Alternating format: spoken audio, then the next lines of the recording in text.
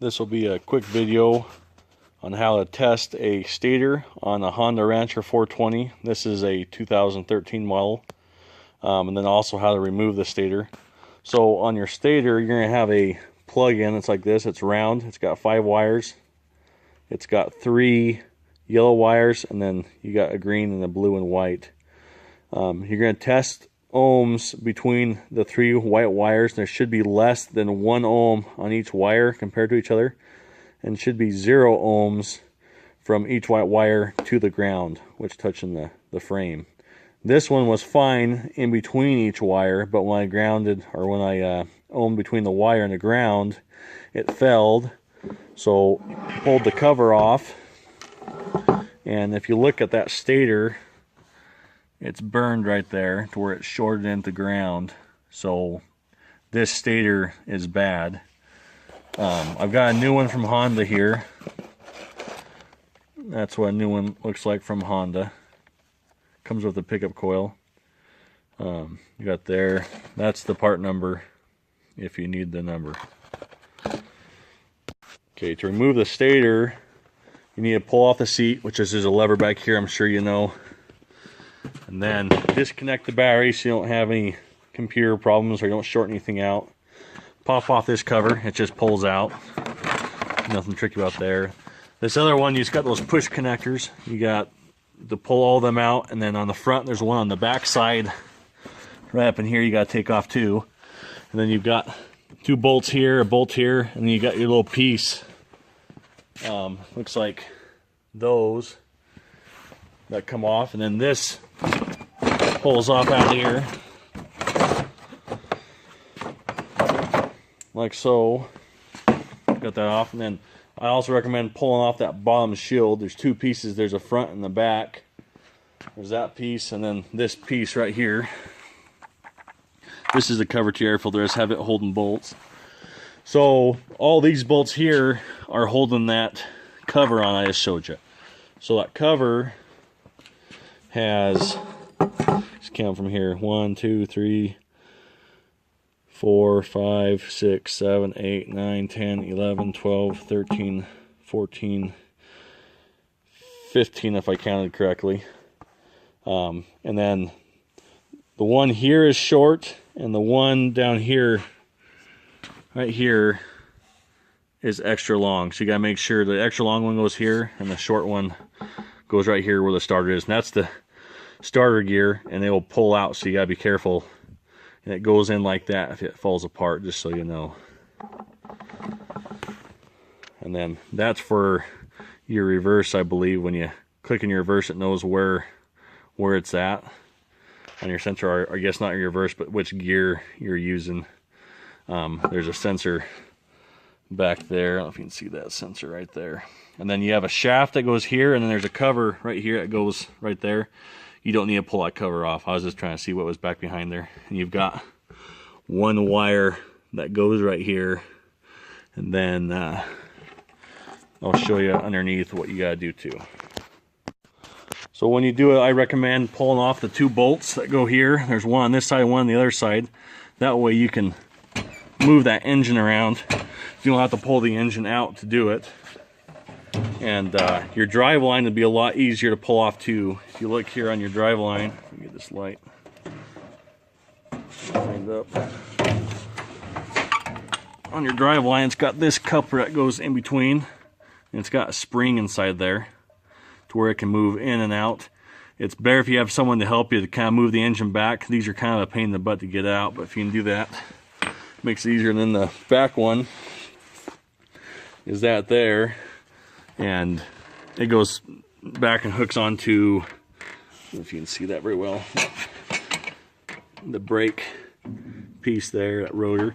And then this shaft can kind of stick. It goes right through the middle of the transmission and the engine. See it there? That one you kind of have to work and play with, but it'll eventually slide real easy back and forth. So that, it's easier if you can get that case to slide out just a little bit. And then it has a little, I guess, I don't know what you call, a little hole there on the end take you a bolt or something and sharpen the end of it and just lightly tap. You don't want to hit hard to where you mushroom the end, but get that to kind of push back, and that case will slide out. That starter, you gotta bolt that too. It's got just 2 bolts, and it goes right into that case. It's pretty self-explanatory, not very hard. The hard part, I guess not the hard part, just something to be aware of, is there's your little piece right, I guess don't lose this little spacer, I can get in here, little spacer that's on the end of this bolt right, or that gear right there. If you lose that spacer, I don't know what would happen, but it might cause some problems. This gear will probably fall off too when you pull that cover out. So it's just got splines on the inside, and then got the splines there on their side, and that just slides back onto there. And you can do it for me now. There you go. So it just fits like that and goes on, and you're good to go. You can start putting that cover back on. So should be good. All these bolts around here are 10mm bolts, so pretty simple. Before you pull your cover out, you gotta pull this piece off, and that hooks right, put it on there real quick, right there, and it has a little bolt on there, and that's where, if you see that cable, this thing's not gonna focus, this cable goes into there, and that's what, when you pull your brake up here for your reverse, you push that down, that's that cable there, you push that in and you pull it, that causes that this little piece to move. So, and there's a spring on there. When I pulled mine apart, this all came apart. So I'm gonna try to get a video in there. I don't know how well it's gonna work, but so you can see how that spring, because I'm pretty sure your guys' will probably come off too, and it's, you kind of gotta look at it real close to figure out how that spring goes. Sorry if it gets blurry. I'm gonna try to get it in there to where you can see it. I don't know if you can see that or not. Hopefully you can, how that spring hooks onto that lip and then goes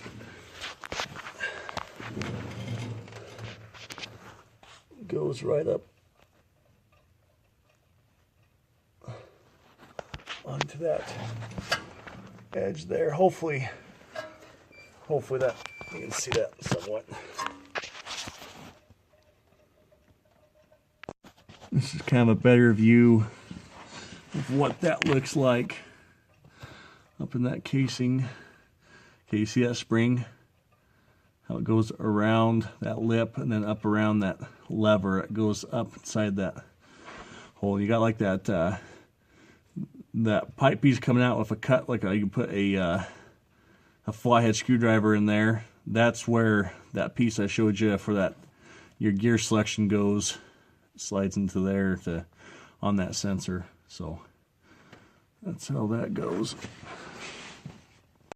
It also is easier if you're able to have something to lift the filler up with, so you can get underneath it easier. We just have this cherry picker here to lift it up and get into here with, and you can crawl underneath easier and get to all the parts and all the bolts and everything a lot easier.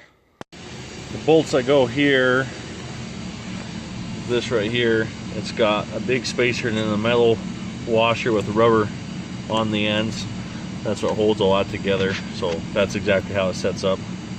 You've got one washer in the back, one washer in the front, and then a spacer.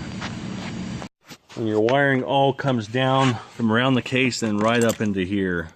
So this is where your stator connects to your rest of your wiring harness. It looks like to remove the stator, you've just got 4 bolts on the stator and then 2 right here on your pickup coil, and then this little rubber piece, most of them just slides out. Slides out like that, and then you're good. And this foiler's got 19,000 miles on it now, so it's gone quite a ways. It's kind of dirty because it's a farm foiler. It's used out in water and mud all day. Once you get your stator in, make sure that wire goes underneath your pickup coil. That way it's not in the way of anything. And then that just fits right back in that groove. Before you do, clean off all of the gasket material that was on there before, all the silicone. And then you're going to have to put silicone back here just to keep everything tight and no water getting in or oil coming out. And then you got to do both sides, this side, and then go over on the engine side of the foiler. Clean those up really good, make sure you got good flush surfaces, and make sure your dowels here are still in and they're not banged up or bent or anything. And get new silicone on it and then put it back in. Don't go excessive on it. Use it just a little bit, that way you're not getting tons of silicone up into your filter or into your pump. Just got the cover in. You gotta make sure this shaft's lined up, that shaft's lined up, that sensor's lined up with that shift piece, and then you've also got your starter gear.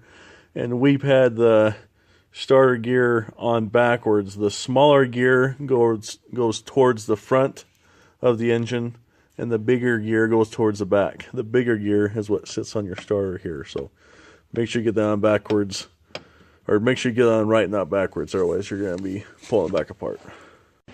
Make sure you're putting the O-ring back on here and back on here. I took mine off and threw it away, but just so you have those. So you've got this connector right here, needs to come off. This connector right here needs to come off. This connector here, it just pulls off, kind of fights you a little bit. These other ones are just your normal push style. They pop off, and then the end of the wire comes down like that. It just goes right up in between here, and you just hook that back up. And then this bolt has to come out, and this comes off. That's what holds for your reverse lever. That's all gotta come out. Just grab a pair of pliers or a crescent wrench and hold this while you loosen that, and it'll pop off pretty easy. Okay, got back together. Start it up.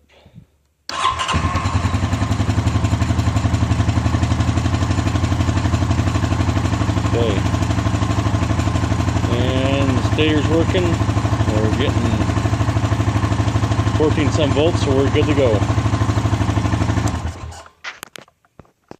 Boiler has 19,000 miles and 1,900 hours.